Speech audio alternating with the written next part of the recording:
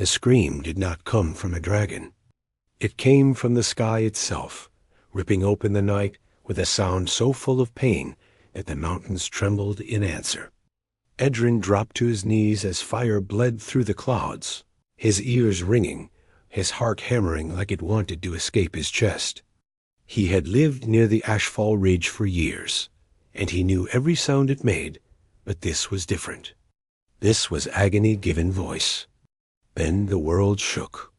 Two massive shadows fell from the heavens, crashing into the valley beyond the ridge. Trees shattered. Stone cracked. A wave of heat rolled outward, knocking Edrin flat against the ground. His tools scattered into the dust, sparks dying in the dark. For a long moment, there was only silence. Edrin lay there, staring at the stars, rain mixing with the dirt on his face. Somewhere deep inside, fear told him to run, to hide, to forget what he had seen. But fear had never kept him alive. Edrin was a forge hand, a failed one, according to the guilds. Too slow, they said. Too soft. He fixed broken machines and broken tools for travelers who paid him in scraps and stories. He lived alone in a half-buried workshop on the edge of nowhere, a place people only visited when they were desperate.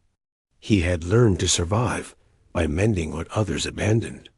When he finally stood, his legs shook, but he grabbed his lantern and walked toward the valley. The smell of burning sap and scorched earth filled the air. Smoke curled low between broken trees. Then he saw them. Two Titan dragons lay broken among the ruins.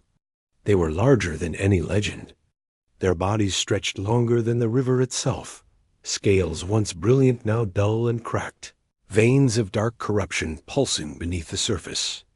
Heavy chains carved with glowing runes were embedded deep into their flesh, digging into wings and necks, draining the fire from their cores. One dragon lay still, its massive chest rising only faintly. The other struggled weakly, a ruined wing dragging uselessly through the dirt. Spears of enchanted iron pierced its side, and one of its eyes was gone, the socket burned black by a lingering curse. Edrin's breath caught. These were not conquerors. They were prisoners. A distant horn echoed through the hills. Hunters, soldiers. Edrin's hands trembled as he stepped closer. The heat should have burned him alive, but it didn't. A massive eye opened slowly, deep bronze and full of pain. It fixed on him, waiting for the blow. Edrin swallowed hard. "I'm not here to hurt you." The dragon did not move. That was enough. Edrin knelt and began to work. The chains were a cruel fusion of machinery and magic, designed by minds that feared what they could not control. Every time he touched one, pain flared through his body as the runes fought back. His tools cracked. His fingers blistered. Blood ran freely. He worked anyway. He pried cursed iron from scales. He used broken siege cables to brace shattered bones. He stitched torn wing membranes with wire meant for armor plating. Each movement cost him more strength than he had left to give. When dawn threatened the horizon, Edrin collapsed beside the dragons, barely conscious. He woke to warmth. A massive head hovered over him, breath slow and steady, shielding him from the cold. The dragon's gaze was gentle now, curious rather than fearful. "You should have burned me," Edrin whispered hoarsely. The dragon lowered its head instead. Days passed. Edrin fed them everything he had. He melted down scrap metal to reinforce damaged joints. He slept in short, painful bursts, waking at every sound. Each night, he expected soldiers to return. On the sixth night, the smaller dragon tried to stand and failed. Edrin crawled to its side, pressing his shoulder against its scaled chest, holding it up until the tremors passed. "You're not alone," he said, though the words were meant for himself as much as them. On the seventh night, torches lit the hills. Steel rang through the valley. Balliste rolled into position. Priests chanted words that made the air throb with restrained violence.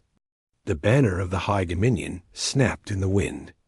Edrin stood between the dragons and the approaching army, holding nothing but a hammer with a cracked handle.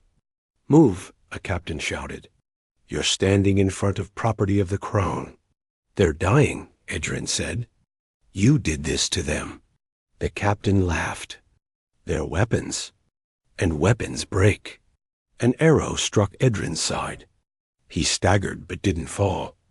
Another hit his leg, dropping him to his knees. The dragons roared, not in fury, but in grief. Fire surged, but it did not strike the soldiers. It wrapped around Edrin instead, lifting him gently, shielding his broken body from the rain of steel. The soldiers fled in terror. Edrin lay shaking, blood soaking into the ash. Darkness crept in at the edges of his vision. Then he felt something touch his mind, careful, ancient, kind. "Why do you suffer for us?" Edrin coughed, tasting blood. "Because someone should have." The truth came to him that night. Long before kings and crowns, the Titan dragons were bound to the world itself. As long as they lived, the land healed. Rivers flowed. Crops grew. Balance endured. But humans learned to bind gods. The chains drained the dragon's essence, fueling cities, engines, and endless wars.